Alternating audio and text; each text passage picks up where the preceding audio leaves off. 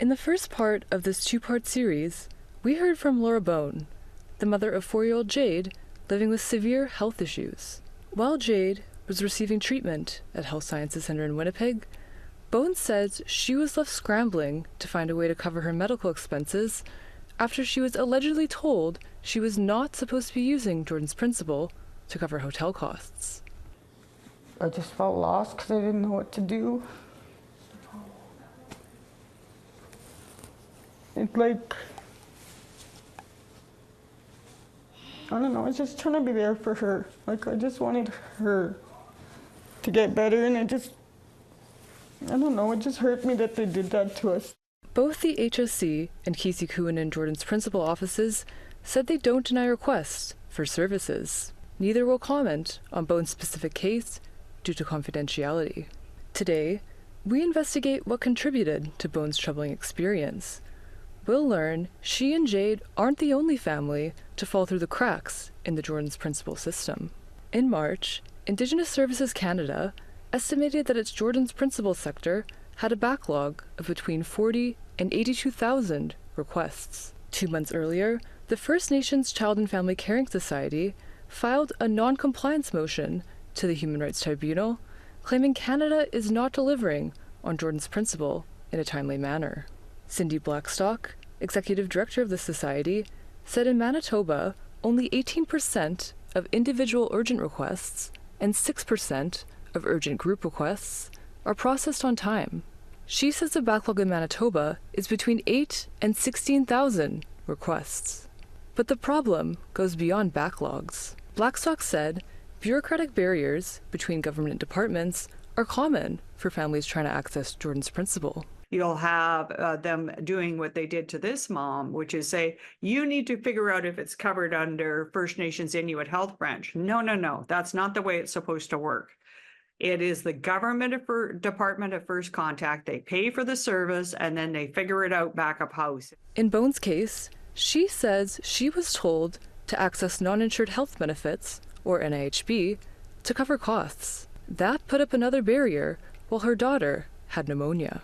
Because I'm so worried about her that I didn't have the time to be trying to run around and look for a place and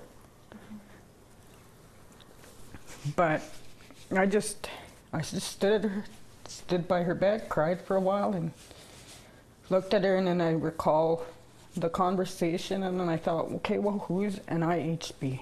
Kisikuinen's Jordan's principal coordinator, Victoria McKay, told APTN that medical transportation, which includes accommodations, is covered under NIHB. She said Jordan's principal will fill any gaps and will never deny services. In a phone interview, Kisikuinen's health director, James Bone, said bureaucrats with the First Nations and Inuit Health Branch, or FNIHB, told Jordan's principal case managers that accommodations were to be redirected to NIHB. And Health Canada came in there and from non-insured, and they made a presentation to the case managers and said, this is how it's going to work. Any of your clients going to the city from now on have to access for accommodations, must access through this process from now on, regardless of where you're funded, where you're at in your community.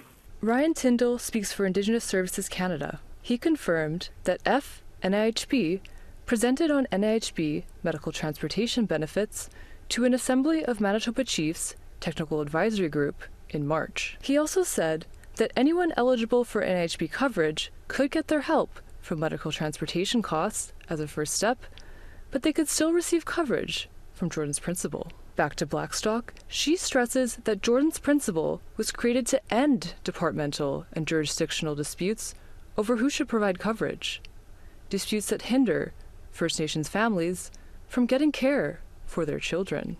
One of the worst things that happened to Jordan River Anderson, the founder of Jordan's principle, is Manitoba and Canada would keep on passing the buck about who should pay, and while that little boy suffered in the hospitals. Whether Bone's case happened because of departmental disputes or not, she is cutting ties with the program she's relied on for 3 years, refusing to use Jordan's principle to help her daughter. Bone hopes changes are made to prevent other families from going through what she did. If any of that has happened to anybody else, I know the feeling, and I'm very sorry that you had to go through it. Right, Jade? Because nobody deserves that. Sierra Bettens, APTN National News, Winnipeg.